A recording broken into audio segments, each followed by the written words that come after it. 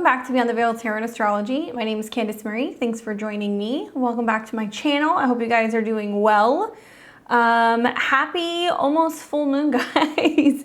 We are coming into that energy here pretty soon. I wanted to create just a preview and kind of take a look at this incoming Mercury retrograde in the sign of Taurus. Want to talk to you guys about all the important points, especially right before we get into the shadow period starting here over the next few days.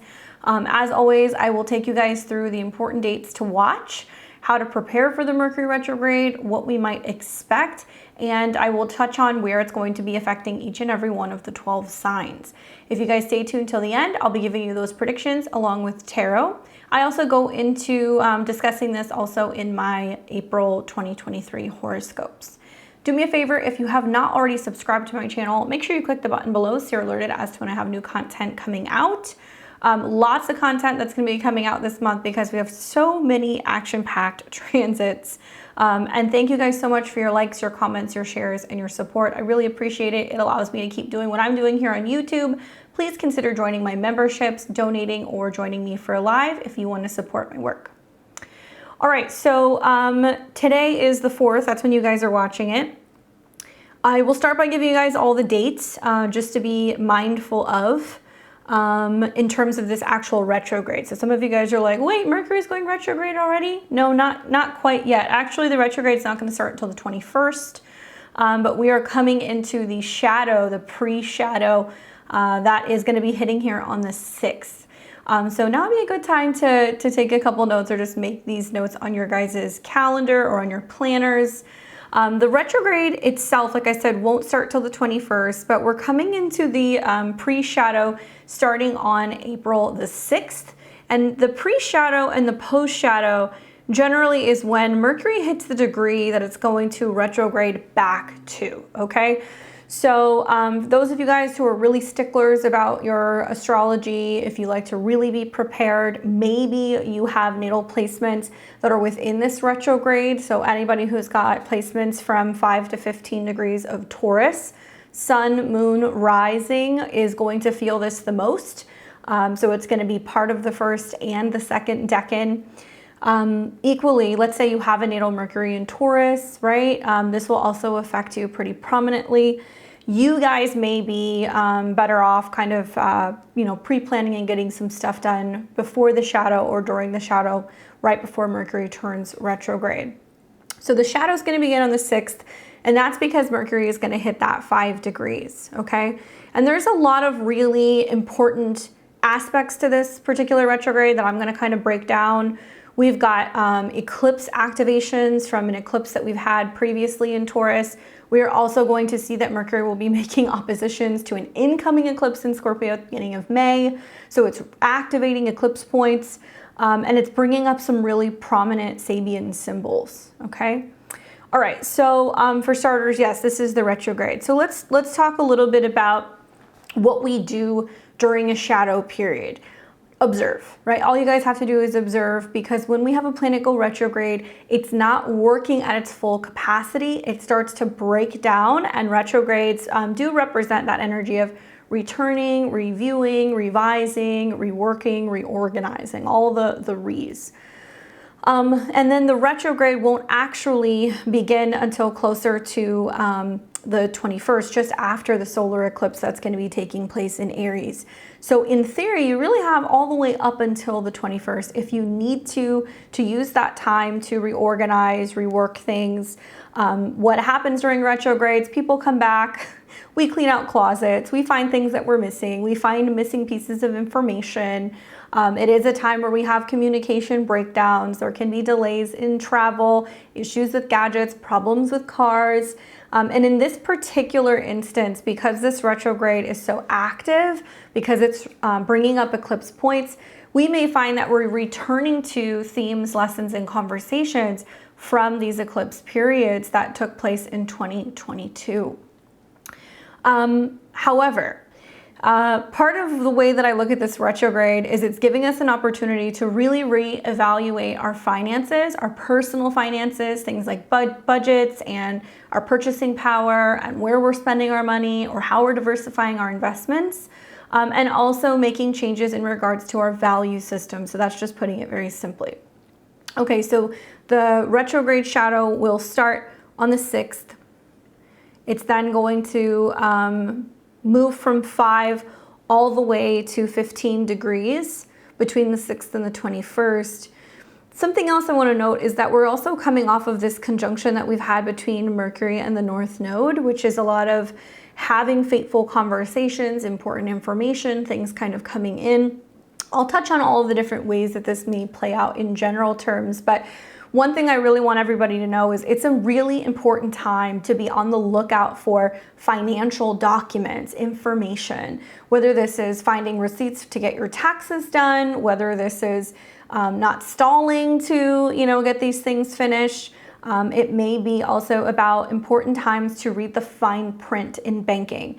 Many people are likely to get really important emails, notifications from your investment companies, from your financial advisors, from your online trading platforms, from your personal banks, okay?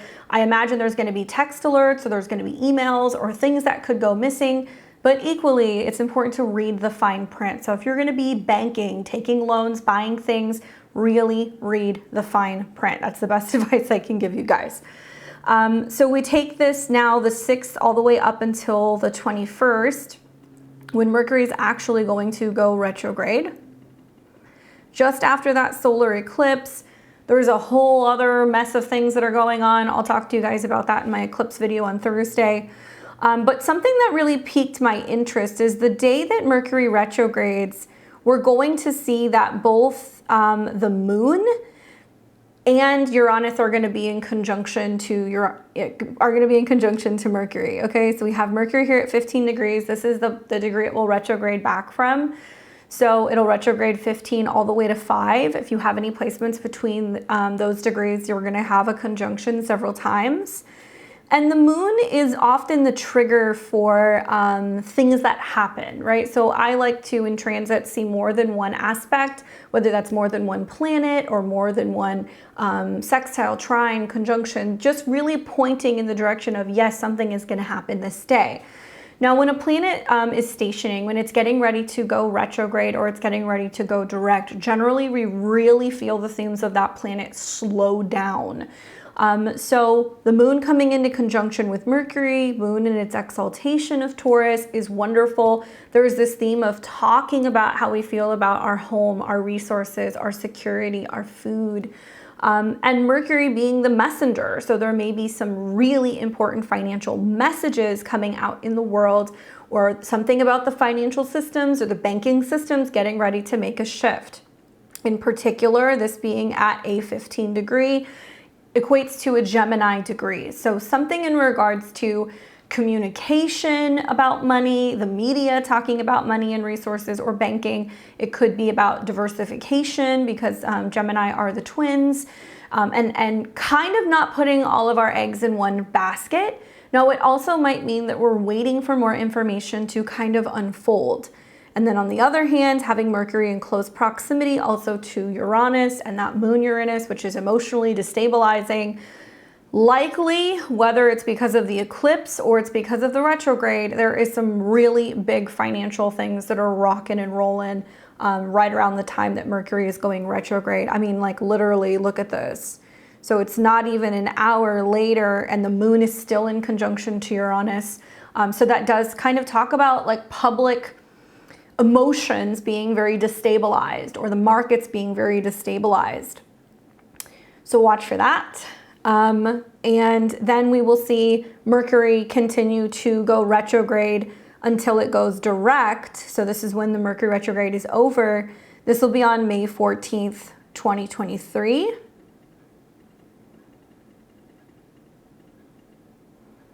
And it'll go direct at 5 degrees.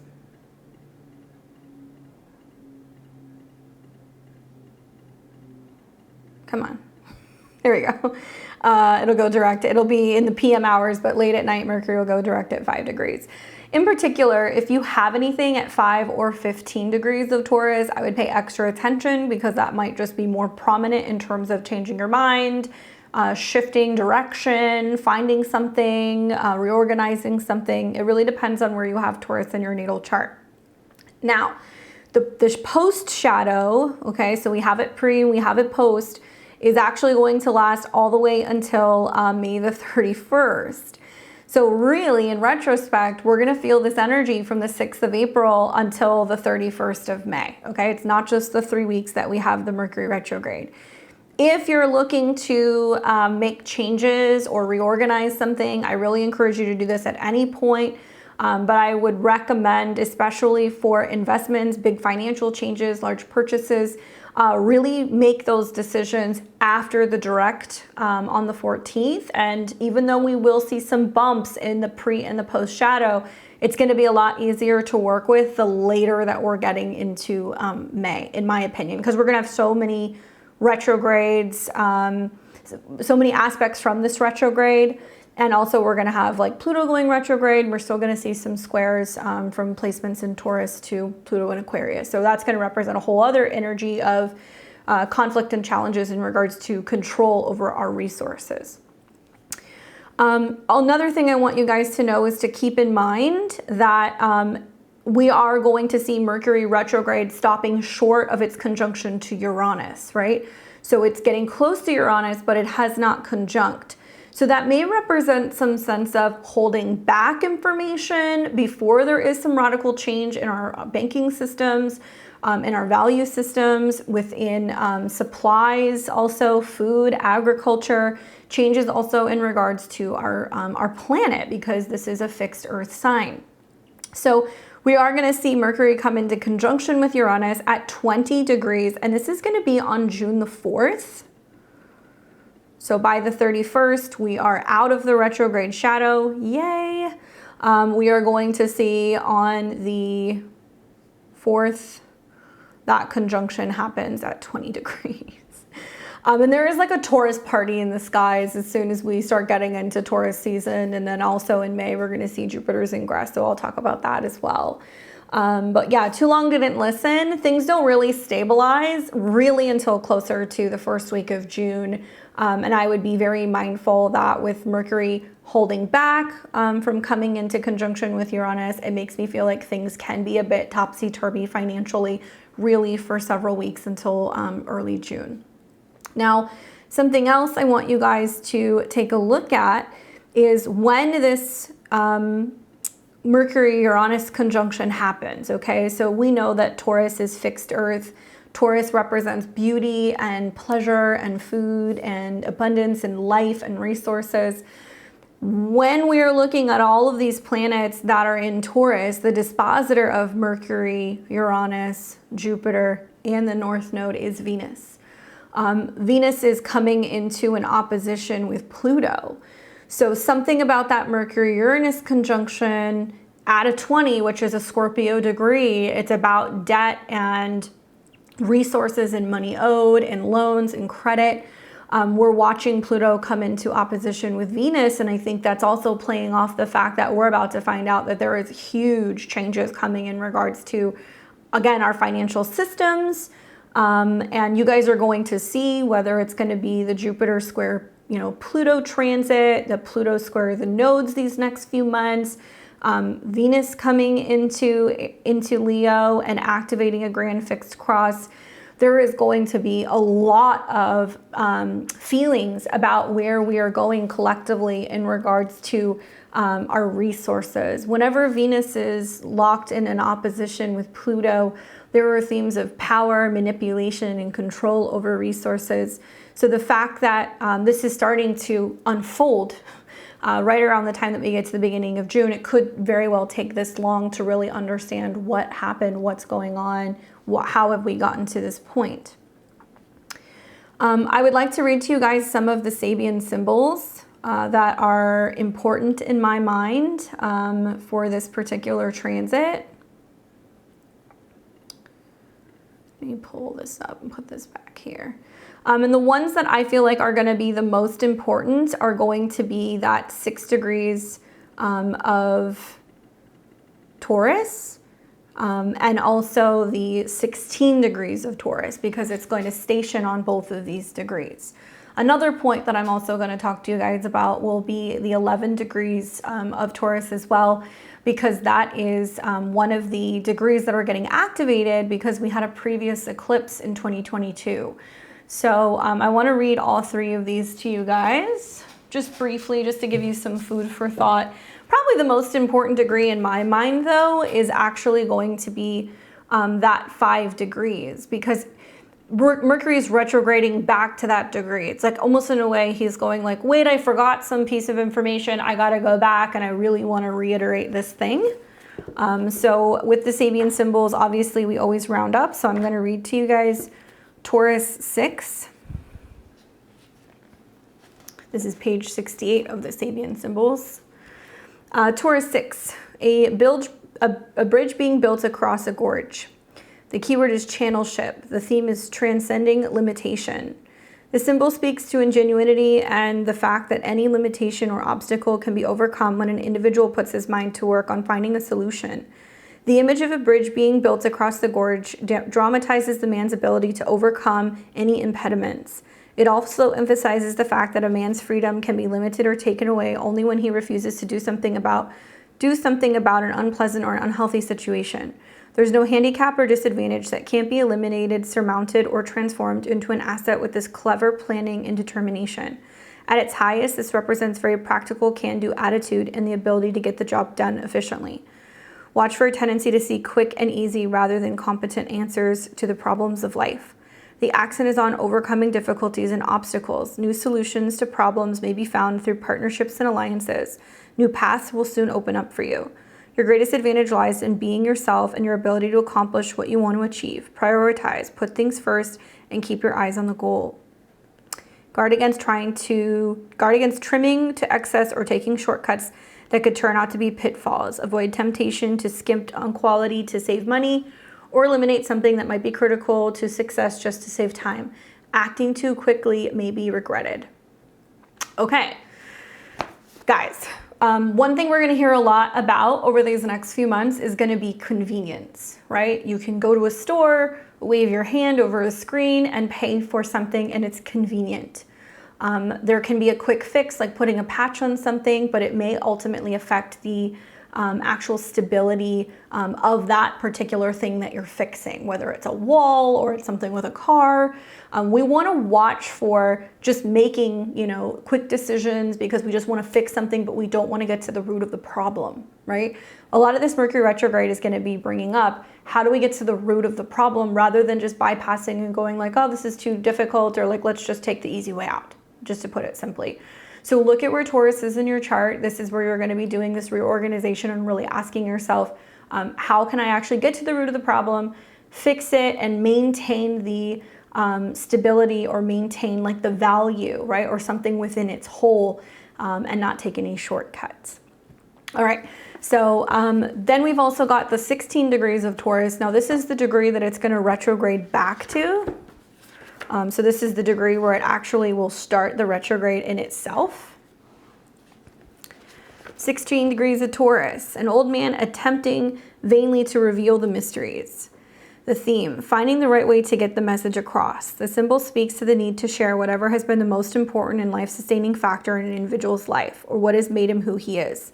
The image of an old man attempting vainly to reveal the mysteries describes an individual's attempt to transmit knowledge or his understanding of the meaning in life, and it dramatizes the difficulty of teaching or putting it into words, which can only be learned from experience. It also illustrates the frustration felt when effort fails or is found to be inadequate. This is another reversed or negative symbol, but the suggestion here is any effort or attempt in its sign or exemption of success. Implicit in this degree is a sense of urgency that this information be passed on while there is still time. At its highest, the symbol represents spiritual enlightenment and wisdom and a desire to share with others. Watch for lost opportunity through an inability or an unwillingness to communicate at a level that others can understand. The accent is on communication, getting your message across, trying to share the most intimate thoughts and ideas with others could prove frustrating in your experience. Your greatest advantage lies in communicating with people at their level of understanding and experience, or in their own language. Ask for feedback and be patient. Guard against trying to talk above other people's heads or being too abstract. Avoid complicated explanations or you will lose your audience. Okay, personal experience here, okay? I've had Uranus in opposition to my Pluto at this degree. And what I have found is that I've had to create longer content. It's driving me crazy because I can talk and talk forever, but my mind moves so quickly because I have a lot of Uranus aspects natally and going on in my transits right now that I have found that I can't just expect my viewers or my students or my clients or my friends and family to just understand the really complex astrological language that comes out of my mouth. So I've had to be really patient, and I know that a lot of the messages are very important, and I've had to really extend and create my format in a way where it's long, slow, and easily digestible, and something that's going to apply to real life. This Sabian symbol is something that I've been really working with a lot, and I know that it's just been about finding that sweet spot and learning to slow down a little bit and level with people. I have clients that bring me their kids who are 12, 13, 14 years old. I also have clients that are clear into their 70s or their 80s. So there's definitely a very different spectrum in terms of how I can relay some of this information to people. And it's really taught me patience, and it's also taught me that I can teach these lessons and talk about these themes archetypally in a very simple manner as long as I just slow down and consider my audience. This degree deals a lot with feedback, right? And sometimes getting constructive criticism, and sometimes that criticism sucks and it doesn't feel good, but it's important because it gives us that bit of information, or it gives us that feedback from, you know, a friend, family, or partner who are acting as a soundboard, kind of letting you know, like, I don't understand, or this doesn't make sense, or, you know, you're losing me, this is over my head. The key here is to simplify, slow down, and don't take the criticism that may come personally. Use this as an opportunity to be able to rework and rethink something, right? And I could see this being, especially in Taurus, very rigid minds, people who have very, very set beliefs in regards to their value system, where they invest their money, what is valuable, what they will or will not buy. And the key here is learning to be changeable and flexible and keeping an open mind. I love that it talks about an old man trying to, relay this information before it's too late. I think that this is really touching on the fact that there are elders in society that we need to be listening to, okay? I've been listening to a lot of people, in particular, who are survivors of the Holocaust, who have been talking about the writing that was on the wall with Hitler and Nazi Germany leading up to ultimately what ended up happening, unfortunately, with mass genocides of Jews. And they talked about the manipulation and the media and the brainwashing and the mass psychosis and the anger and the negativity and the slow kind of taking away from their rights before it ultimately led to that, you know, horrible period in history. And I've been really thinking about how we have a lot to learn from people who are a lot older than us, who have gone through periods of time in history, and they have a lot more life experience than we do. And I'm always listening for when individuals are talking about, hey, pay attention because history repeats itself. And when they kind of pipe up and talk about how they're noticing things in today's society that's really reminiscent of some of those times. And that could be looked at in a political sense, or patterns in regards to war, or, you know, periods of economic collapse or depression, you know, the list goes on. All right. And then this for me is another really big point, and this is kind of looking at this previously. So we had a previous eclipse, and this was in April of 2022. This one right here, April 30th, 2022. We had a solar eclipse that was in the sign of Taurus, 10 degrees, okay? So Mercury is gonna tear through that degree. Recently, we've had the North Node conjunct there. We're gonna have Jupiter conjunct that point later this year. Mercury is going to retrograde. So my mind kind of went, oh, it's reiterating things from the eclipse. So put your thinking cap on, Think about, go through your planners, your journals, what was going on at the end of April of 2022, okay? There's something similar that's going to be brought up as a result of this eclipse. That was a solar eclipse. It was about new beginnings. It was about new things that were, you know, being set up, new systems, new investments, new. Everything was new, okay? So take a look at what was going on there. I want to read to you guys now the Sabian symbol. So this will be 11 degrees. And I'm not going to say this is the most important because they're all important. But Mercury going retrograde back over that point makes me feel like he's saying, hey, don't forget about what happened a year ago. Don't forget about what you signed, what you agreed to, the promises you made, the plans that you made, the things that you were talking about, right? What you were preemptively even planning ahead for. Taurus, 11. A woman sprinkling flowers. The keyword is care. The theme is a green thumb. The symbol speaks to creativity as an outbreathing of itself that increases the value and enjoyment of life and desire to pour the self into everything that offers potential for growth. The image of a woman sprinkling flowers dramatizes the concept of nurturance and affection and care and attention. On a practical level, this image illustrates the care required to bring any creative project to fruition. An individual gets out of life what he or she is willing to put into it. At its highest, the symbol represents thoughtfulness, consciousness, a natural gift for bringing out the best in others. Watch for superficial involvements and the inability to grasp the deeper meaning of things. The accent is on nurturing. Things seem to demand your attention today. Children and others who rely on you tend to be especially demanding. You may be worrying more than usual about the health and growth of your special projects. Your greatest advantage lies in reviewing or looking over those things that you're responsible for. Make sure all is in order, give attention where it's needed, guard against wasting your time and energy on trivial matters, try not to worry yourself over things that may never come to pass. Caretaking, attention, thoughtfulness, generosity, nurturing, responsibility, concern, worry. Guys, sometimes Sabian symbols are quite literal. A woman sprinkling flowers, the green thumb.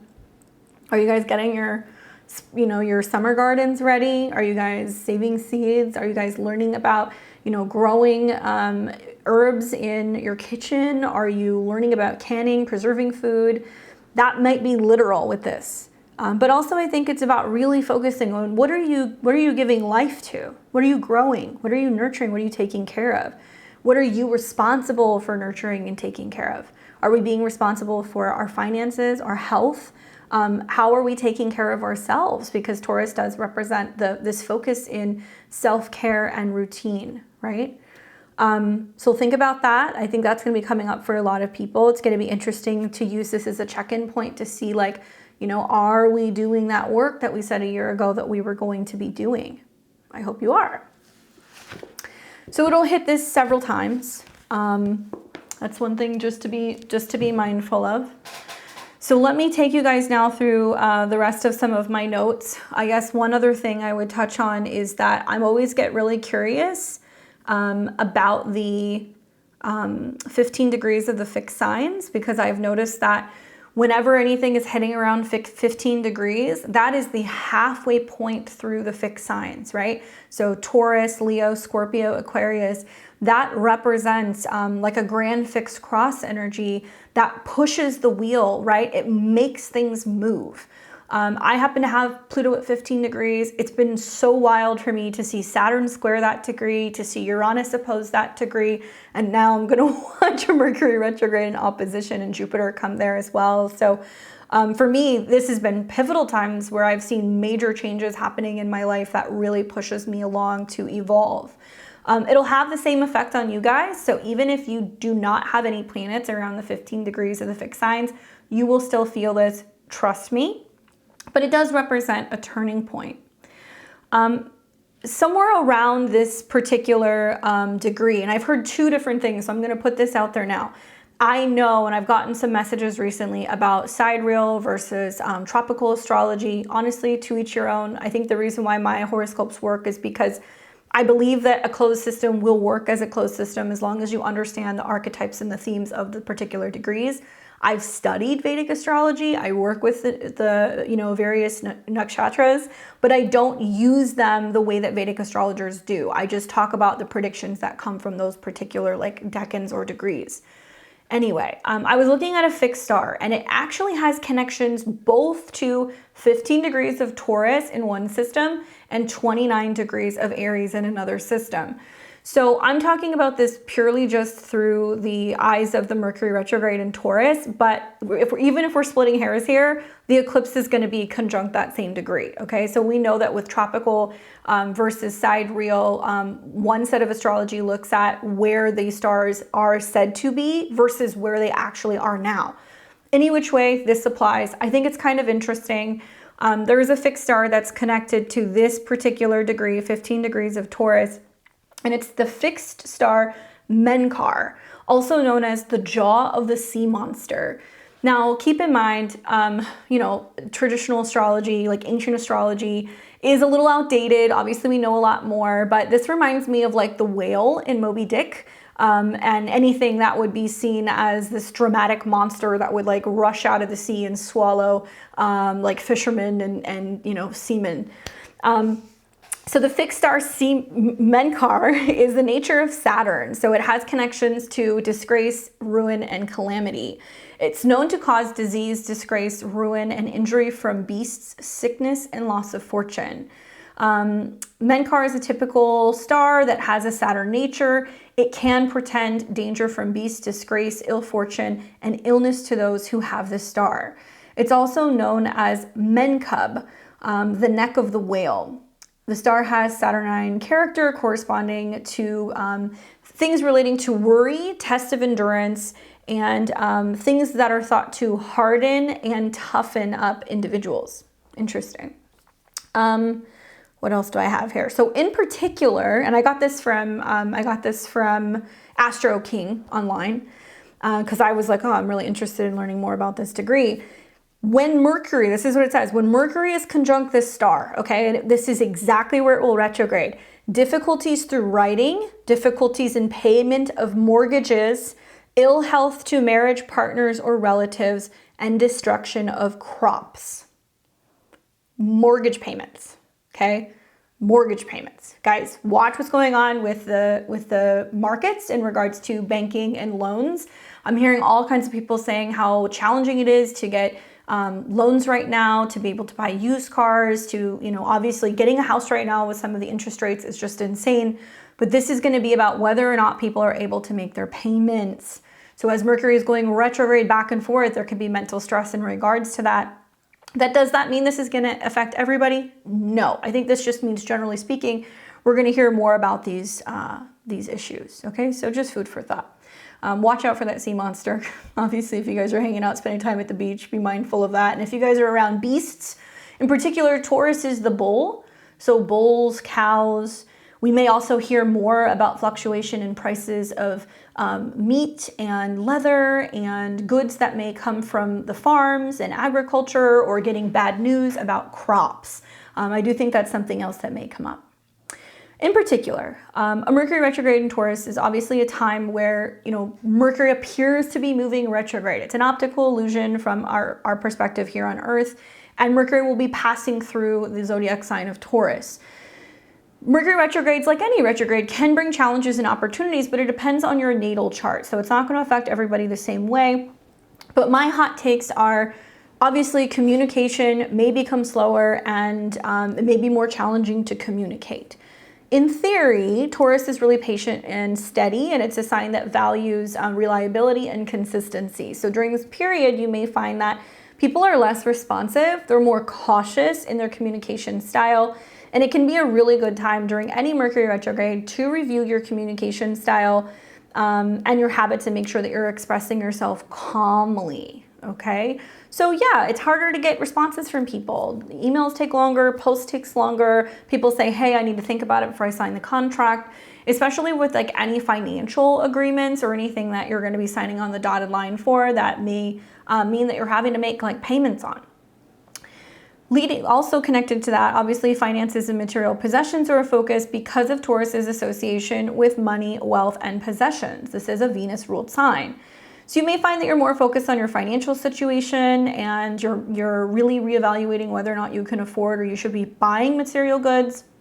It's a time definitely to review your budget, organize your finances, reconsider your priorities, when it comes to spending. Trust me on this, guys, because we are going to see in the weeks to come, as this fully unfolds, we're going to realize that making big budget purchases is not smart at the moment.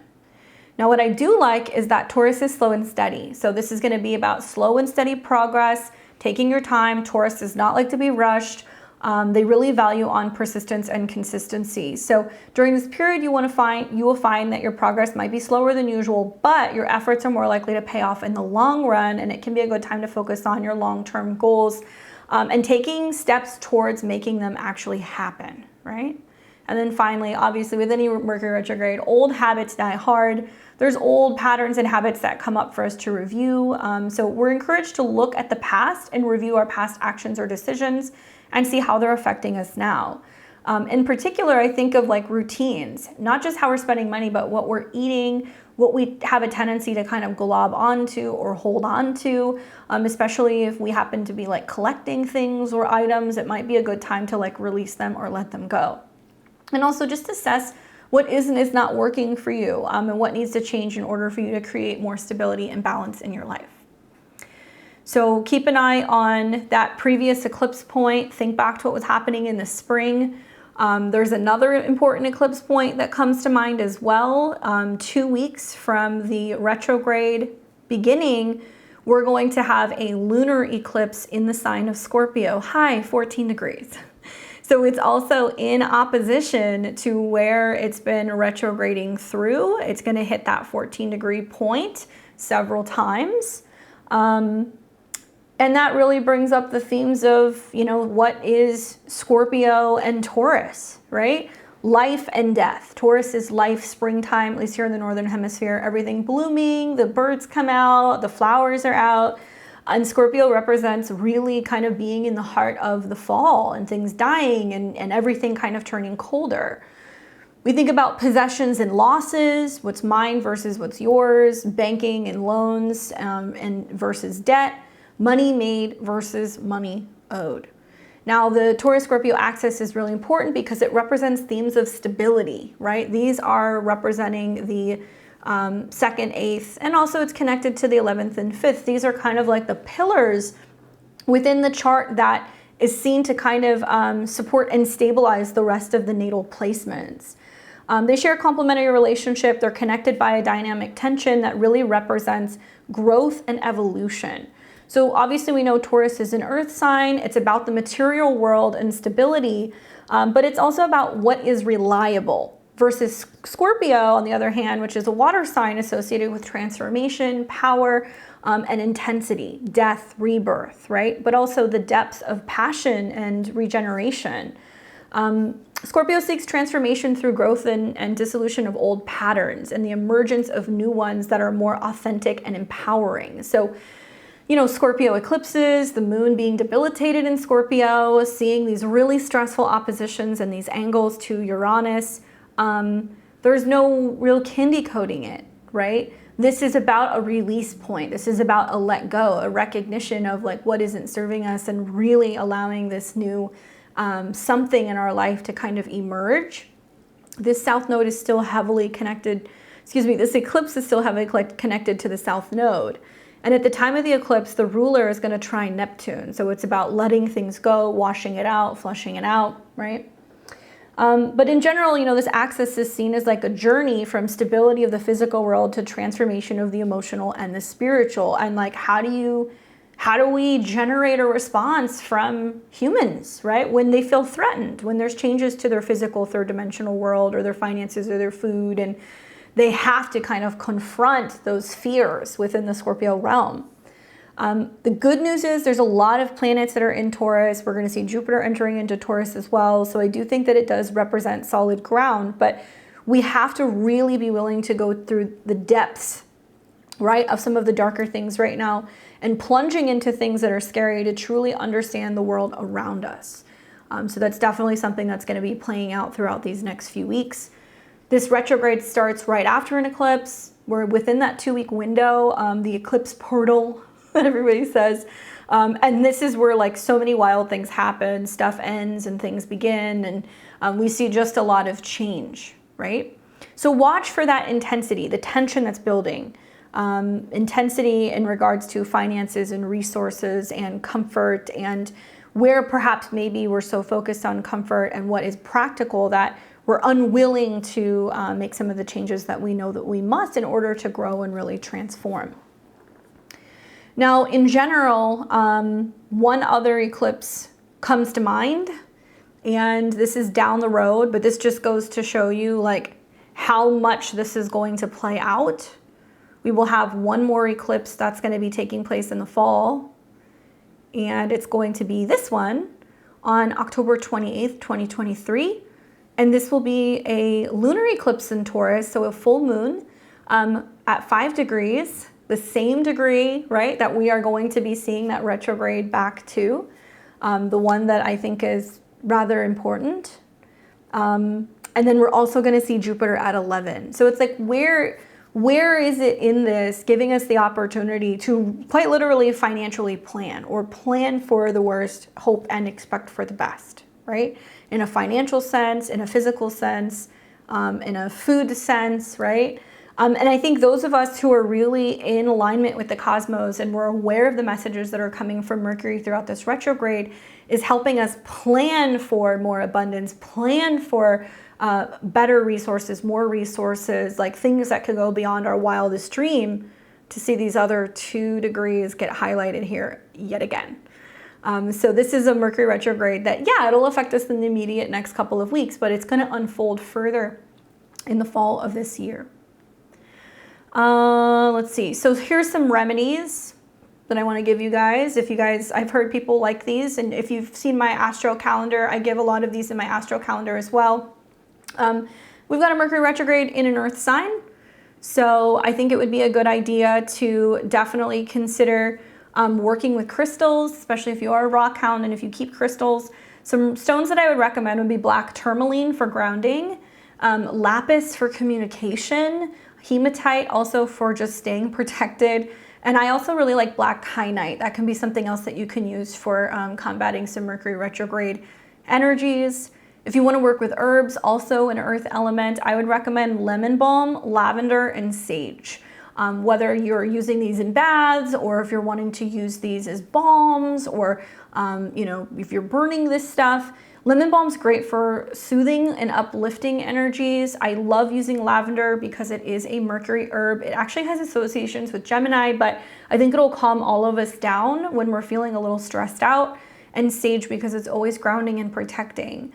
These can also be herbs that you can put in diffusers, especially because Taurus represents the 6 senses and what smells good or feels good. So generally, Taurus energy works really well with like fresh flowers or fresh herbs, aromatherapy, or even Bach essences. These are all things that you guys can be using throughout these transits.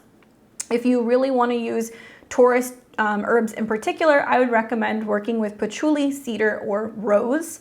All of these are really wonderful. And, to just really ask Mercury for his support. I have a tendency to want to put out an orange candle. I'll burn it on a Mercury day. So I will do that on a Wednesday because that's Mercury's day. I'll also leave him like a key. I have a skeleton key that I'll put out for him, or a couple pennies. Mercury also likes notebooks, pens, postcards, nuts, seeds, but really it's choose your own adventure.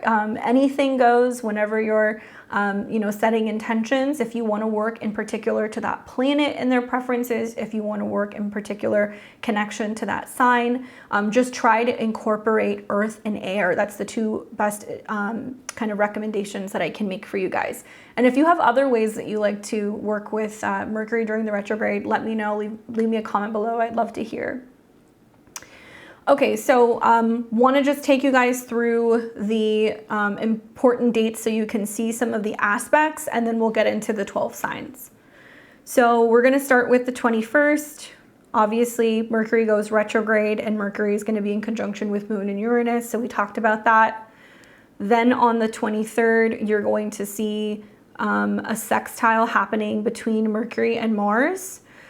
So Mercury, information, facts, movement, ideas, sextiling Mars. I think a lot of this is about learning to listen to our intuition because we have Mars in a water sign. And I think also because Mercury is conjunction to Uranus in Taurus, it's still like the mind is like really active and we're kind of picking up on things like subconsciously. Intuitively also seeing Uranus come back to 18 degrees. If you guys remember summer of 2022, Mars North Node Uranus made that conjunction. And I said to you guys that in the months and years into the future, as planets hit those degrees, we're going to see sudden endings or cuts, or things are going to speed up, or there's going to be like just massive changes, especially with the Earth and the financial system. So Uranus also returns back to that degree. On May the 1st, we're going to see the Cazimi. I'll do another video on that, but just so you guys know, the Cazimi is going to be the moment where Mercury retrogrades and it comes into conjunction with the sun, relaying a personal, an important message, which is like an epiphany or an aha moment. So you guys want to be watching for that on the 1st. It can be something that's been missing, suddenly turns up, or you receive some cosmic download from the universe, or a really prominent conversation, or just a gut intuition. But this will represent the midway point in the Mercury retrograde. And if you don't know what the Mercury retrograde was trying to bring up for you, this is likely when you're going to find out. Then on the 2nd, we're going to see Mercury will hit 10 degrees again. So it's reactivating that eclipse point. Once again, it's going to do it several times. And then on the 12th, we're going to see Mercury sextile Venus, which I think that unlike the Mercury sextile Mars, which is putting words in action and listening to intuition, this is really walking back our thoughts and how we communicate and slowing down and like learning to integrate a little bit of like love and openness and receptivity. It's going to be really wonderful to see that because that's when Venus is harmonizing with Saturn and Mercury is in a sextile to Saturn. So we see a lot more empathy, a lot more sensitivity, a lot more openness and the willingness to kind of slow down and really stop and smell the roses. Then on the 14th, Mercury goes direct. So it will be direct on the 14th. So the Mercury retrograde will end. On the 16th, we see Jupiter come into Taurus. This has nothing to do with Mercury whatsoever, but I think it's really important to just like take a moment to just stop in awe of the stellium in Taurus that's taking place. This will be right before we see, you know, the moon's ingress as well. So hours later, wow, that's going to be a day for the books, May 16th. Okay, May 16th going into the 17th, but that's when Jupiter enters. And I've talked about how when Jupiter goes into Taurus, it's immediately going to come into a square with Pluto. So I think we're definitely going to see some stuff on the 17th with the moon, where we're starting to get wind about, you know, the masses waking up and realizing the changes that are going on with the banking system, the changes that are going on with our earth, with our food supply. I think we're going to hear a lot more about farmers. I think we're going to hear a lot more about food distribution, all of that stuff. And it's going to just, it's going to be hard to not acknowledge where Taurus is in your chart, because look at this stellium. Jupiter moon, big emotions, the North Node, which is focusing on groundedness, Mercury finally direct in conjunction, which is having important conversations about money, and then Uranus and the sun in conjunction. So Taurus party in the sky. I hope all of you guys are like hanging out, like eating fruit in a garden somewhere, enjoying yourself, because staying grounded in the midst of what is some pretty chaotic energy is going to be important, but it's all about taking time to slow down and be in the body, right? Mercury is the mind, but it's the routines of being in the body. So I think a lot of it is, what is your grounding routine? Do you have a grounding mat? Do you work with crystals? Do you garden? Do you cook? You know, do you hang out and, you know, take your dog for a walk? Really simple things that we can do to get back into the body. So Jupiter will be there, and whatever Jupiter touches, he makes bigger. So the fact that Jupiter, the moon, the North Node, and Mercury are all within a 6-degree orb tells me that there's going to be some big global news going on about, oh my goodness, did you hear about what bank collapsed? Did you hear about the fact that they're telling us now we're going to have, you know, like digital currencies? Did you find out that they're outlawing cash? I believe that will happen. in a lot of places. It's already happening in some places, but we may hear about some of this stuff dramatically overnight. Then we're going to see on the 25th, Mercury hits 10 degrees again, so it's bringing up now in a direct fashion, what have we learned about the retrogrades? You know, what have we been working on really since last year during that eclipse? And finally, we're going to see once Mercury hits 15 degrees, it's out of shadow, so that's the 31st. And then finally, we see Mercury come into conjunction with Uranus at 20 degrees, and that'll be on the 4th, okay? So I know I kind of went over these a couple times, but I want you guys to know that this is not your normal Mercury retrograde.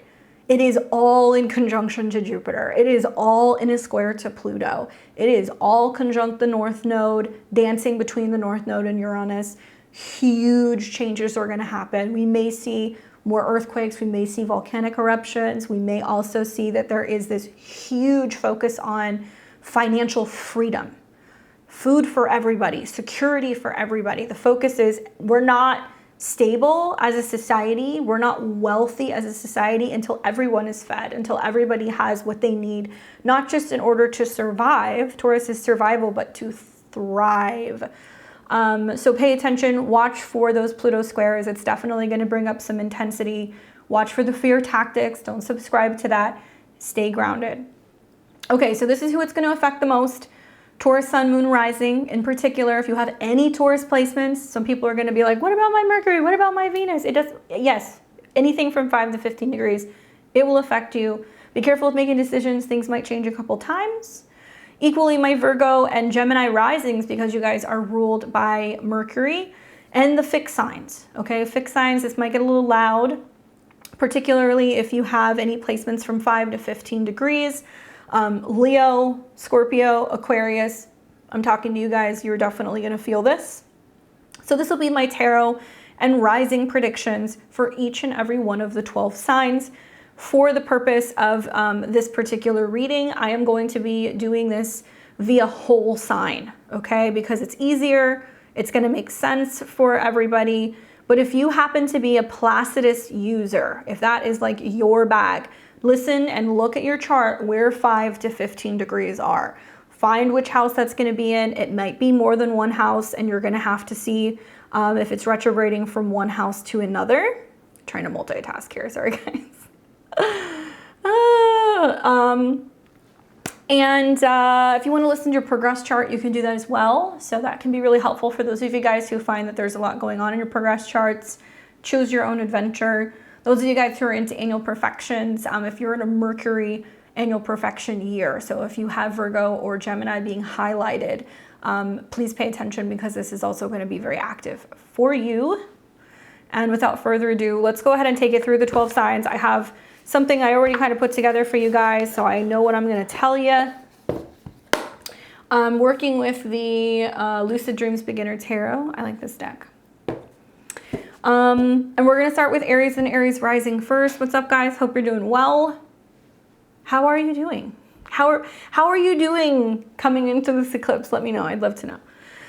So you've got a Mercury retrograde that's going to be taking place in your second house. So a lot of what I've been saying applies to you.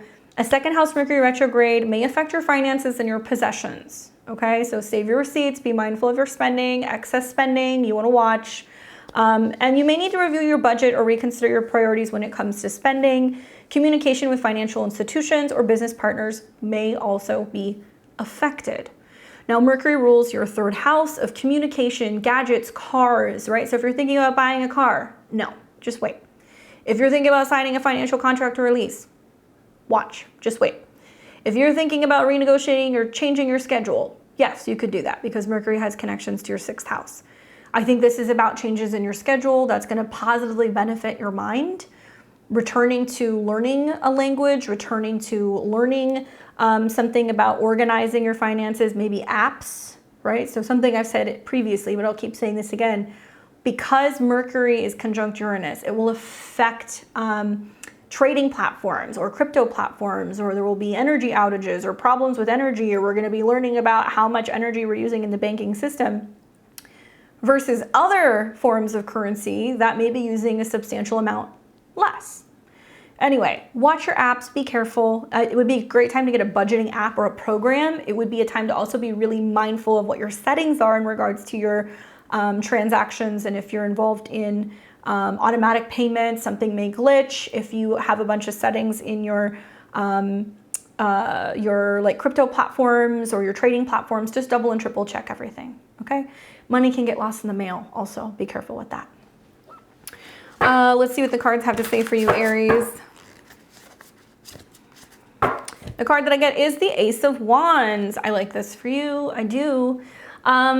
New projects, inspiration, ignited passion, growth, opportunities, creative spark, enthusiasm, probably because Jupiter's coming into your second house and it is an excellent time for money to be made. Really also, this is about not counting your chickens before they hatch. There can be some delays with resources, but there can also be some taking action to prevent some of these things from happening and really focusing on how you can take action when it comes to your bottom line with money, right? So really putting your money to work for you. Maybe it's working hard for the money. I don't know. But the Ace of Wands is definitely a positive step in the right direction and setting intentions in regards to getting active here. Good luck.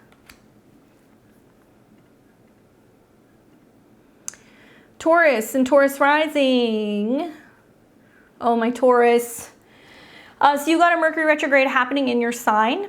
Okay, so you might feel a little discombobulated. You may find a difficult time finding the words, right? You might feel like just taking a step back, reevaluating things. Yes, it'll affect you a little bit more. You know, a Mercury retrograde in the first house does affect your self-expression and your personal image. This is where I say, please do not get bangs. Okay, don't do anything crazy, your public image or your body or anything that you are going to, you know, not want to have forever. Like, especially with the close proximity to Uranus, it may be that you go and get the tattoo or the nose piercing or something that does not resonate with the bosses. There is a sense also of not being sure or not being sure if you should talk about something, maybe keeping a secret. That's one way that could play out. Mercury rules the second house and the fifth house. So it might mean that there is some confusion in regards to making decisions and investments. Like Taurus, be careful, right? Being that Mercury rules your money in the fifth house of speculation and gambling, there can be a sense of like, I don't know, my gut's saying I should like invest in this, or I should, you know, bet on this thing, or I should, you know, go to Vegas. And I would say like, you're not really, you don't have all the facts. There's something that's kind of missing here. You can experience communication breakdowns, misunderstandings with others, and it can really impact your relationships and how you present yourself to the world. Double and triple check emails before you send them. There can be like errors and things that you overlooked and things that you forgot. The way that you're also spending money when it comes to having fun, I would be careful there as well, or expenses in regards to children and severely underestimating how expensive something could be. But I think for the most part, being that it's on your ascendant and it's coming into contact with the North Node, it's just learning how to also say, you know, I have an important announcement to make, or I have something that I want to tell people, and waiting until the opportune moment to do that. Let's see what the cards have to say for you. The card that I get for you is the Two of Pentacles, which is so appropriate. Choices, multitasking, decisions, weighing your options, multiple priorities. But I see this as, do I do this? Do I not do this? It's like, you know, do I want to? And I think it's about something that you're going to buy or something that you're going to invest in, honestly. I think it can also be about things pertaining to style, because the second house is style. So maybe you are thinking about, you know, investing in a new wardrobe, or you are thinking about making a change to your appearance or trying new cosmetics, and you're like, I don't know, is it going to look good? Use Uranus to your best advantage. Use one of those apps where you can see what a hair color looks like before you do it. You know, maybe consider buying a wig before you make a big change. Make sure you like something, sample it, right? Part of the retrograde is seeing how you like it before you make that big commitment. And I would also say that there can be a sense of you being very indecisive right now. So until you know for sure, just take a little bit of a break, okay? Good luck, Taurus. I've got Gemini and Gemini rising. What's up, Gemini? You got a Mercury retrograde happening in Taurus in your natal 12th house. Ooh, that looks colorful. I hope you're like on a beach somewhere or like renting a cabin somewhere. I hope that you're taking time to be out in nature and just zenning out and checking out for a little bit. That's the best way to use this energy. What can I say? I mean, Mercury retrogrades do affect you, right? You're a Mercury ruled chart. Mercury rules your first house, which is your body, how you communicate, how you move and express yourself. It also rules your natal fourth house of home and family, emotions and private life. I could see this as some of you guys going, oh, I want to go on a trip with my family. I want to get away for a little bit. That's a great way to use this energy. I could see some of you guys going, I'm sick, I'm in bed, I'm stressed out, I need time, I need to be alone, I feel trapped at home, I don't want to leave the house. That's another way that can play out, both with the retrograde, but also with Jupiter going into the 12th. I'm hoping that it's like travel and R&R and peace, but it affects your subconscious, right? It can also affect your mind, your spiritual growth. You can experience delays and misunderstandings relating to meditations, dreams, or spiritual practices. It's a good time to revisit any unresolved emotional issues or seek guidance from a spiritual mentor or a therapist. I feel like you're going to be getting counsel with someone. I feel like it might be like a wise family member who you're talking with and kind of meeting with. It can be a friend of the family. I feel like it could also be about you just really reevaluating, like, what is life? Why am I here? What is the purpose? And you just need more time to like rest, recuperate, do some meditating, maybe just do some spiritual maintenance and some cleanup. Okay. Yeah, you're going to feel a little squirrely. And really the 12th house can be self-undoing, right? But it can also be the conscious time that we take away to rest, recuperate, and reflect and connect to our spirit team. Let's see what the cards say for you. And some of you guys are going to have, if you are early May Geminis, you know, early in Gemini, in May, you're going to have a retrograde will be during your birthday? Gotta go back and look at the time. Yeah, well, yes and no, it'll be direct. So I take that back. Mostly it's gonna be Tauruses who are gonna have the retrograde, but you're gonna have it still kind of within shadow. So it might still be hanging around towards the end of the month. All right, let's see what the cards say for you. Oh, I like this, the Emperor. Interesting that Mercury rules your fourth house, which could be about one of your parents. I think it could be about the relationship with a father figure, right? The Emperor is respect, leadership, father figure, masculine energy, structure, authority, stability, discipline, and focus. Really becoming the master of your own reality. That's really what comes up for me with all these planets in the 12th house, and like really feeling like you're getting grounded and you have control over how you see the world, and also just really kind of managing things. Bosses, father figures, you know, male figures in the family can also come up as well. People who might kind of give you guidance, especially as Jupiter is coming into the 12th house. Definitely a time where I can see people speaking with therapists, with priests, with spiritual practitioners and people like that. But really it's about coming out on top and feeling like you have control and you're not allowing the events of the world to kind of knock you off of your throne. Okay? Good luck, Gemini. For Cancer and Cancer rising, what's going on? You've got a Mercury retrograde taking place in the sign of Taurus in your natal 11th house, okay? Friends, networks, associations. Mercury rules the 12th house of hidden and subconscious stuff, 3rd house of communication and siblings. So there can be some unexpected contact, communication, phone calls, connections to people who you've been friends with, returning back to groups, right? Maybe taking a social media hiatus. This taking place in your 11th house affects your social networks and your aspirations. You may experience communication breakdowns and misunderstandings with friends or encounter delays relating to group projects or group events. Parties might be moved. There may also be, you know, running into somebody socially that you haven't seen in some time. I personally like this for you because I feel like this can be like telling people where you've been or like why you've been maybe absent, and you can reconnect with them. We're also going to see lots of nice sextiles between both Mars and Venus in your sign. So it's about you proactively being involved and connecting with some of these people and just getting out there and socializing. You're really going to love Jupiter going into your 11th house. I feel like it's really going to bring amazing parties, great food, connections with other people, and it's going to really make you feel like you're a part of a community. So maybe getting back out there and spending time with some of these people, you're going to realize like, wow, I really missed this, right? And if there's been previous misunderstandings with friends, there can be an opportunity to make up as well. Let's take a look and see what the cards say. Oh, cool. You get the High Priestess. So intuitively, if you're like, oh, I wonder if I'm going to run into that person, or like, I wonder if they're receptive to us communicating, you know, this is kind of my catch-all, like, yes card, whatever you're thinking about. It can also be about, because of the connection to the third house, just really manifesting your goals, right? Writing it down, seeing it come to fruition, telling people, you know, what you're working on. Intuition, mystery, sacred knowledge, higher power, inner knowing, subconscious, spirituality, and inner voice.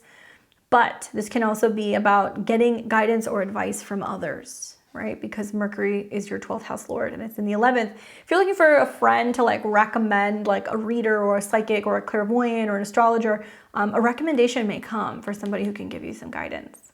Good luck.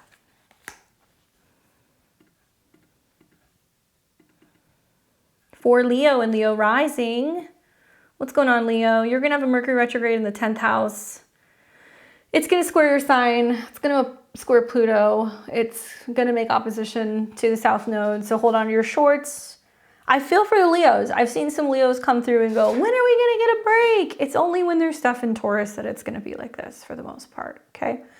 But here's the good news, okay? The good news is that you're coming into a really peak period with your career, right? Jupiter is just inching its way into your 10th house. There are still eclipses that are going to take place in your 10th house later this year. Sky is the limit when it comes to your exposure, your growth, your professional life. Like it's all good. But a Mercury retrograde in the 10th house, well, it'll affect your career and your public image. My advice is watch your words, watch how you communicate. There's going to be more eyes on you. You may experience communication breakdown or delays relating to work projects or interactions with authority figures, bosses, delays with agreements or signing things. In particular, Mercury rules your 11th house of others, and it also rules your 2nd house of money. So there can be a sense of like not coming to terms with, you know, groups of people who you're having meetings with at work. You guys can't determine on a budget. There is some changes going on at work. There's some cutbacks that are going on financially, or layoffs that can happen, right? That is possible. Or just finding out that certain people are leaving the office. If you're wanting to return back to work, right? If you've been looking for a job, you may get a call. If you've been waiting to hear back from something that you applied to, you may hear back from them. Equally, I've also heard people make comments about on the channel, like, what if I don't work? Good question. What if you don't work? Well, Taurus in the 10th house, it's going to represent what are you actively doing out in the world to create art or experience pleasure? What are you focusing on in terms of your goals? What are you responsible for? I wonder, are you planting a garden? Are you helping take care of relatives? Are you focusing on prepping your own food? The list goes on and on. But it's what you're responsible for or what your public image and reputation is. With Pluto in the 7th house and all these planets in the 10th house, just keep in mind it's a very, very visible time. I would encourage you to revisit some of your career goals. And if you feel like it's time to revise something and make changes with who you're aligning with, or joining a professional network, or updating a headshot, or even making changes to your website, these are all wonderful things that you can do during a retrograde, okay? Reevaluating your worth. You're right, Mercury rules your 2nd house of money, so it can be a time where you're like, do I need to be looking for a better paying job, or can I negotiate a salary raise? Man, with Jupiter going into your 10th house, it's very possible. You'll have another option also during the Mercury retrograde in Virgo that'll take place later in the summer. The card that I got for you is the 5 of Cups. Can be a rather disappointing card, to be honest with you. Regret, failure, disappointment, grief, loss, sadness, mourning, discontent. But I see this card as a failed launch. It's like, oh, I thought this was going to do better, right? This is why you watch astrological videos, so you know what's kind of coming. If you're hoping to make a proposal or to launch something or put something out there and you want lots of visibility, you don't want to do it during the retrograde. So if you can do it prior, you know, before even the shadow hits, or if you can do this afterwards and push it back a month or so to closer to June, might be a better time. This is really where the recommendations to the Sabian symbols really benefit you, Leo. Okay, slow and steady wins the race. You're going to see an eclipse here in the fall. That's going to be in your 10th house conjunct Jupiter. So maybe some of the good, the feedback, the positive things, the growth of a business, or finally getting the position you want really kind of lands sometime later in the fall. Okay, so don't get stuck here and be disappointed about what you didn't get, or the feedback that you may potentially get. You may not be too wild about. I could see some Leos being disappointed with finding out that they were waiting to get a position and they're being told, oh, it's going to be a little bit longer.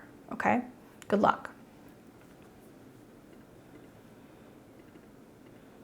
For Virgo and Virgo rising, you will be experiencing a Mercury retrograde in your fellow sister sign, Taurus, in your natal 9th house. Yes, this is going to affect you, my Virgos. You and Taurus and Gemini are all in this together. Because Mercury rules your 1st house, okay? So it rules yourself and your body and actions. It also rules your career and things in regards to the direction with your professional life. And the retrograde is taking place in the 9th. So I think some of you guys are reevaluating, do I want to go back to school? Do I need a certification? What am I learning? Do I return back to a place that I visited? Do I need to talk to an attorney? Is there delays with a legal situation? Do I want to take a class, teach a class, right? And what is the overall meaning of life? Mercury retrograde in the 9th. It helps that it's in a sister sign. So the fact that it's going to make trines, especially if you have anything from 5 to 15 degrees of Virgo, you'll experience that through that reorganization of your philosophy, your belief, or what you're learning. It's opening up your sun, moon, or rising, and it's allowing you to become more clear or even more critical or better organized, right? A retrograde in the 9th house can affect higher education, travel, and spirituality. So not getting into the classes that you want, delays with graduation, finding out that flight got canceled, or that, you know, there's issues getting a refund on a hotel room. You may experience delays and misunderstandings relating to your travel plans or encounter people from different cultural backgrounds. It can be a good time to revisit any unfinished studies or explore new spiritual practices, okay? Especially if you're learning about art, Taurus, if you're learning about investments or financial things, if you're wanting to return back to school, if you're wanting to edit something that you're wanting to publish, these may all be good ways that you can utilize this particular retrograde, okay?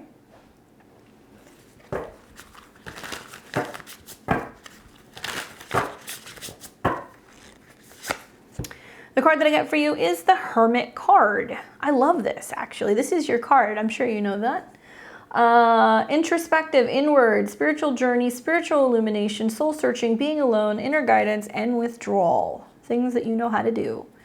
I look at this and I go, maybe it's time to freshen things up and take a class on something to see if it really kind of sparks some interest. Is it a good idea to take a yoga class or a new class on a spiritual, you know, path, or listen to a mentor or a guru that would probably shift the way that you look at your belief system? Is it a good idea for you to take a solo trip, right? And go somewhere just to get some clarity and kind of figure out what direction you want to be going in. I think it's about what you're actively doing, right? You are Mercury, and if it's not considering going and brushing up on skills or getting a certification to change the direction in your career, I think it's about you realizing that it can't be all work and no play, and that it's a really good opportunity for you to start making plans to go somewhere, even if it means going by yourself, because the perspective you might get is going to be very enlightening. Good luck.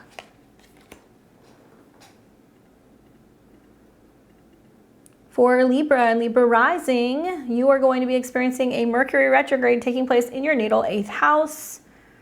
This is an interesting place to have this retrograde, Libra. This can be more challenging for you because Mercury rules the 12th house of the subconscious, the hidden, the private, and it also rules the 9th house of belief, philosophy, higher education. Now, the area that Mercury is retrograding is in your 8th house. And this is going to affect your shared resources and your intimacy, okay? So I think of like really making sure you have all of your taxes in order, make sure that you have already gotten everything that you need processed for that. Be careful with delays. Be very careful with your investments and your spending. Be mindful that there can be changes in a partner's resources. You may need to review joint financial agreements, or you encounter delays relating to taxes or money owed, like banking, loans, debt, mortgages. On the flip side, it can be a really good time to revisit unresolved emotional issues in your intimate relationships. So with romantic partners, with family members.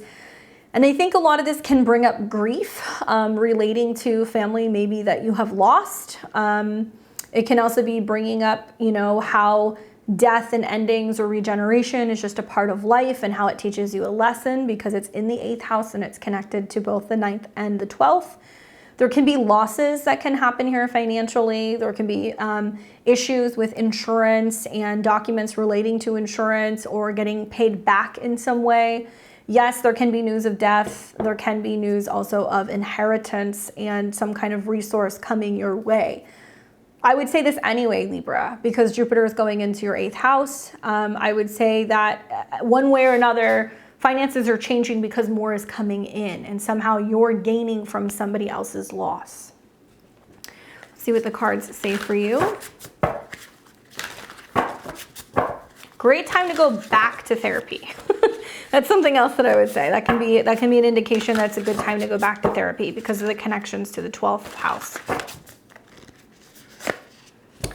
The card that I got for you is the 6 of Pentacles, giving and receiving, okay? Help, generosity, charity, sharing wealth, gratitude, support, right? So the good news is that if somebody needs help, you'll spot them, or vice versa, right? Or if you're in a pinch and you need some support, it'll come in. It's about an exchange. And it may mean that there's this willingness to, you know, do work or support or help somebody else, and somebody gives you something in exchange. It may not even be a job, right? It might just be, hey, you know, if you can help me with this, I'll help you with that. Be very careful with your resources. Even though I see support, there can be some really wild things that can happen with a retrograde here. So just be mindful, especially with investments. Good luck, Libra. For Scorpio and Scorpio rising, what's going on, Scorpio? Equally this is gonna be colorful for you.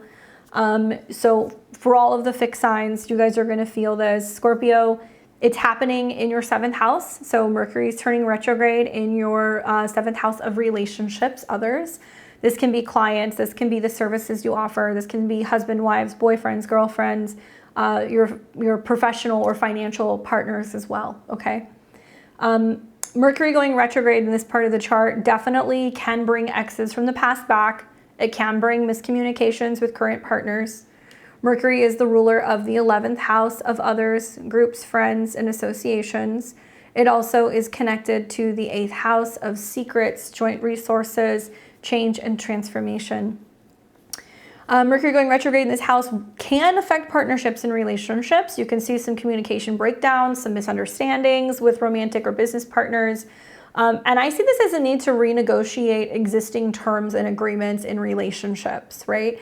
Are you guys on the same page when it comes to your goals? Are you guys on the same page when it comes to joint resources and investments? Are there some issues with communication and expression, right? You may feel like other people in general are not speaking your language, they're not getting back to you in a timely fashion, you might feel like they're kind of mentally stressed, or they may just be going through something very personal that is making it difficult for you to get through to them. Now, in your opposite sign is relational, right? And what I like about this retrograde is it's gonna sextile Saturn. So if you love somebody, you support somebody, you're gonna be there to support them regardless. It might be important to remind your partners that. And we are going to see all of these hard angles to Pluto and an eclipse in your sign. So it looks like you're going through some changes. A partner's like, my head is spinning, and then it's all going to be coming into squares with Pluto, with changes and transformations within the home and the family, and how that's impacting the way that you communicate with other people. So if you're moving, if you got stress going on with relatives, if there is a change going on within the family unit, if there is some emotional stuff that's kind of brewing, it might impact your relationships. But yes, you are one of the signs that may hear from people from the past. So make sure you really want to open that door. Let's see what the cards say. I get the 7 of Pentacles. Okay, so interesting card. Long-term investments, sustained patience, perseverance, hard work, success in waiting, harvest, profits, planning. Mercury rules your 8th house, so there's a lot of talking to partners about, you know, where is our money, where are we putting it, what are we doing, what's going on, and that person might be kind of flip-flopping and going back and forth. This can also mean like how invested you are in relationships and like whether or not you're feeling like what you're putting into it is what you're getting out of it. I do feel like it is talking about doing the hard work in relationships and really kind of communicating and getting to the core of any relationship misunderstandings, okay? But definitely, if you're planning, that is going to help you with this card. Good luck.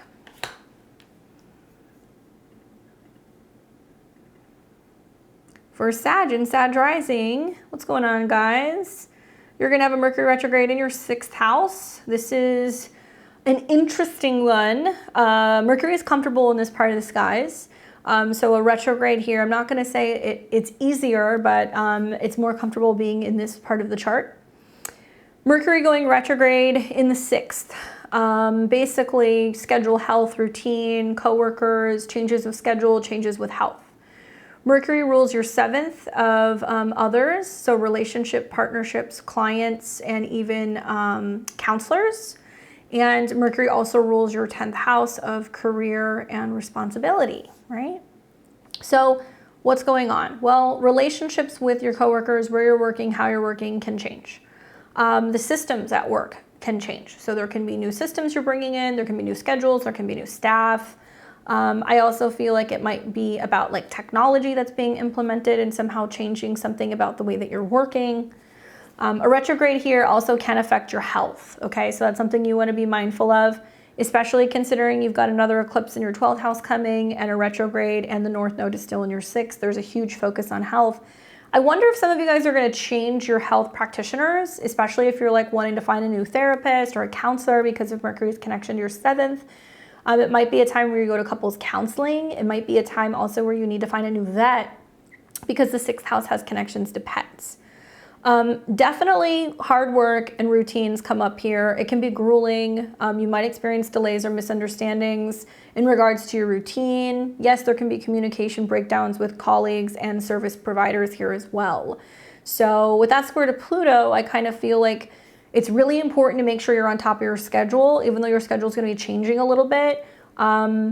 Because the squares to Pluto represent intense communication and problems with communication breakdown as a result of things happening that you feel like are out of your control. But for the most part, yeah, I think it's going to also be about just making sure that you're getting into a flow schedule-wise that just feels good, right? So if you need to get back to the doctor, if you need to get some test results, if you want to make changes and like get back to the gym or make dietary changes, this would be a wonderful time to do it. And you may need somebody to help you do that, right? So dietitians, therapists, trainers, these people are all wonderful.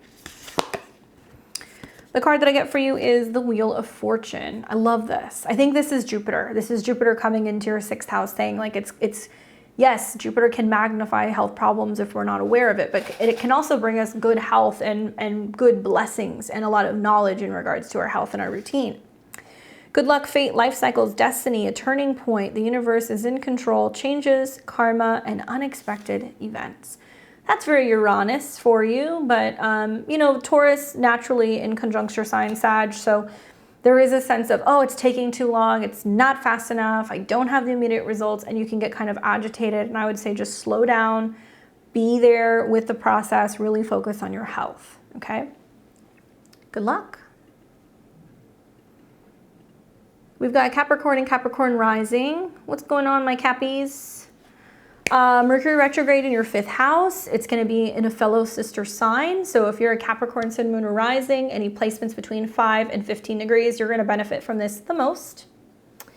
Having a retrograde in your 5th house, this is an interesting one. You also may reconnect with romantic partners from the past. That's possible because the 5th house is taking chances, what we love, gambling, dating, having a good time.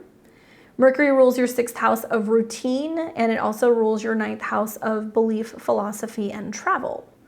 So the one thing I would say to watch for here is there can be some reorganization of education, trying to work travel into your work or education schedule.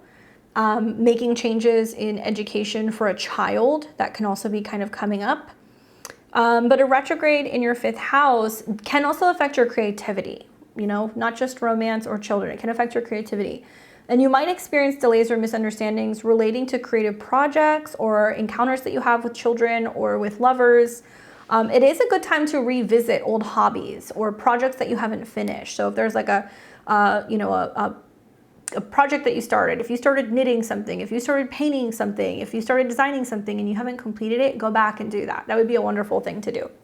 If you're thinking about having children, right? Because Jupiter's coming here, Mercury's going retrograde. There can be talks about the children that you have, whether or not you want to have more, figuring out what it is that you truly love, right? But I think some of you guys may connect to a former flame. That is very possible. Not that there's anything wrong with that. You know, while this is happening, we also see Mars and Venus in the 7th, so it can be like a very romantic time. For some of you guys, it's just getting back into the swing of dating, so that's another way that this can play out for you as well. Let's see what the cards say for you. I wonder if there's going to be scheduling issues, I think, for vacations because of the connection to the 9th. This is possible. Or how you can travel with children or with a romantic partner. Somebody's work schedule changing, perhaps. I get the 3 of Cups. Celebration, friendship, collaborations, community, circle of support, social events, and shared joy. So this is a great card. However, a Mercury retrograde, Mercury is a double sign, Mercury going retrograde in the 5th. Are you reevaluating like, okay, I'm interested in a couple people, I'm going to narrow it down, or I started seeing somebody and somebody came back, or I'm seeing someone but they're in a complicated relationship, right? 3 of Cups can be 3's a crowd. So just kind of keep that in mind, especially with all this energy that you have with Mars and Venus in your 7th. It can be great for relationships, but there can be like a overabundance of options. Overabundance of options, not a bad thing. Good luck, Capricorn.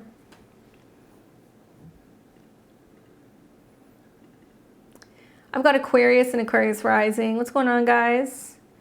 You got a Mercury retrograde going on in Taurus in your natal 4th house. Oh boy.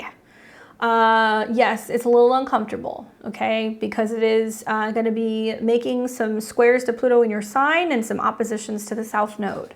So actually Pluto is the focal point in this retrograde, and that's you. It's in Aquarius. So it's about what you are changing and transforming, even if it feels like your home life or family life is a bit of a circus.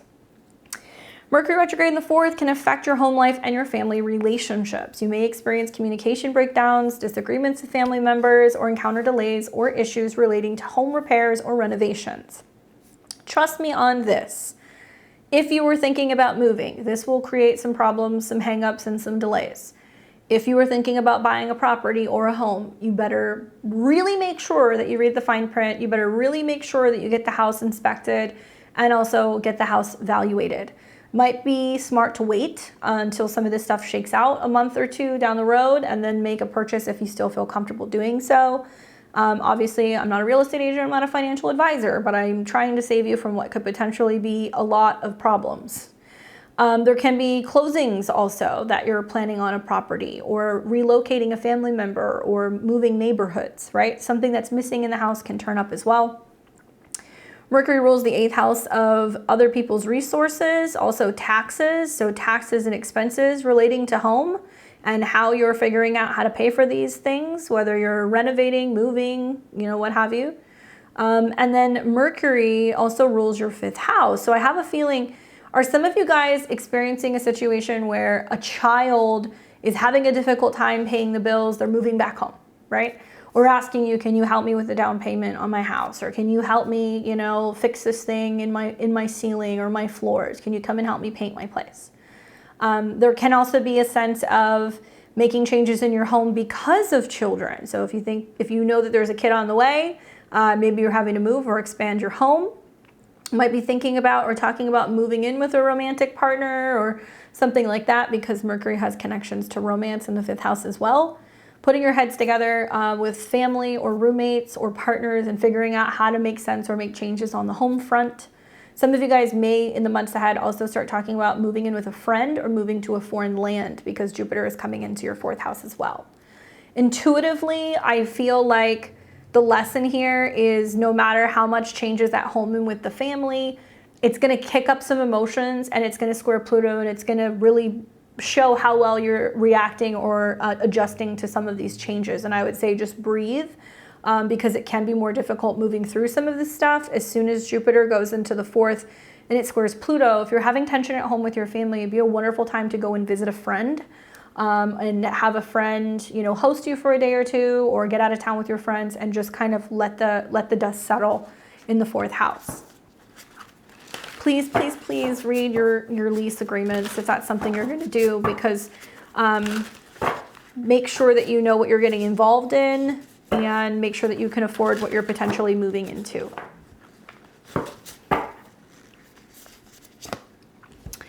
The card that I got for you is the 8 of Pentacles. Okay, so working hard, workmanship, mastering your craft, focus, dedication, hard work, achievement. I feel like maybe this is about some of you guys going, I'm putting in the hard work because I want to save money, right? I'm going to do the painting myself. We're going to do the drywall. We're going to do tile. We're going to be planting a garden, right? So it can be about organization of where do all these things go. The 4th house in particular can also be where you eat, so your kitchen. And it might be about materials that you're choosing for your kitchen and like how maybe you can like save money, but remember, don't cut corners. But I do think that you're looking for high quality workmanship and you're really putting a great deal of effort and detail into either the finances in regards to this or the actual craftsmanship of some of the changes. You're looking for quality and you're willing to work hard or take longer to look for the right space or the right person to do the job. Good luck. And we have Pisces. What's going on, Pisces? You're going to have a Mercury retrograde in Taurus. This will be taking place in your natal 3rd house. It's comfortable being in this house because this is a natural kind of mercurial home. Having a Mercury retrograde in the 3rd can affect your communication skills big time. It also can be about changes in your local community. You can experience delays and misunderstandings with your routines, problems with neighbors, you know, conflicts with siblings. This can be a good time to review or return to anything that you have unfinished if you write for a living, or if you wanted to launch a blog, if you wanted to get back on YouTube, if you wanted to finish reading a book, this would be a wonderful way to use this retrograde. In particular, Mercury rules your 7th house of others. So it's about relationship with others and family. So I think this is going to be about how you're communicating with a sibling, aunt, uncle, cousin. I think it's also going to be possibly bringing up themes revolving around who you're moving to be with, who you're going to visit. It may not be the best time to be buying a car, okay? During retrogrades, I tell people you either wait or do something temporary. A retrograde in the 3rd house, if you're buying a new iPhone, if you're buying a new computer, if you're buying a car, we can have problems with these things. So I would say do something temporary or wait until after the retrograde. Maybe you borrow something from a sibling. Maybe they have an extra phone just to get you through. Maybe you're not ready to move yet. You don't know where you're going to land, so you might go and stay with a relative for a little bit. Yes, there can be changes in communication, changes of the mind, especially here. But there's lots of support with sextiles to Saturn in your sign and also sextiles to transits that will be happening in the sign of Cancer. So, you know, getting really clear about what your direction in life is and what your non-negotiables are, putting them into words and really doing it because you're protecting your heart or you're protecting what it is that you love. Jupiter rules your chart, right? It's co-ruled with Neptune. So as Jupiter is coming into the 3rd house soon, it might mean that you're getting a website ready, or you're learning a language before you travel, or you're doing research before you buy a vehicle. So that's a good omen in itself. So just take a little bit more time and maybe wait for that ingress and rework or go back to things that you have not completed. And watch for issues with glitches with phones, communication, apps, all of that stuff. You're likely to have some problems there, especially stuff with sextiles to Saturn and Pisces that might get wet or things that might fry or short circuit. The card that I got for you is the 10 of Wands. And this can be about moving or movement, which is interesting, the 3rd house. Too many burdens, extra responsibility, effort, stress, burning out, struggles, and obligation. Yeah, I could see that. Or seeing the amount of work that you have to do, the pile of paperwork that has to get worked through, right? Or just how much work it's going to take to learn a new software or to learn a new language. But this card comes up a lot for moving and the burdens of moving or coming and going, or how much effort it's going to take to kind of complete something. So don't look at these as burdensome. Take your time. Also, you know, you might just feel like it's just extra obligation in communicating and talking to people, and you're just like, this is so much more work than I want to do. But what I love about a retrograde in the third house is we have the ability to change our communication style and also change our mind. Okay, guys, I hope it's a good one. You can come back to this video throughout the retrograde over these next few weeks, and you can check in, leave me your comments below. Let me know, how are you feeling about this retrograde? What are you doing to prepare? What do you guys think is going to happen with some of the financial systems and where they may pivot, change their mind, or go back on things that they have agreed on? I'd love to hear your guys' input. And yeah, leave me a comment below. Give me your thumbs up if you guys could. I really appreciate any interaction with the video. It helps this get out into YouTube, and it really helps the algorithm. Throughout this period, if you guys want to check in with me on Friday nights, I'll be doing readings, so we will probably touch on this several times over the next few weeks. And if you want to book a personalized reading with me, check out my links below. Go to my website at beyondtheveiltarot.com. All right, that's it for me. I'll see you guys on Thursday. We're going to talk all about the solar eclipse in Aries and what is coming over the next couple of weeks. Until next time, take care.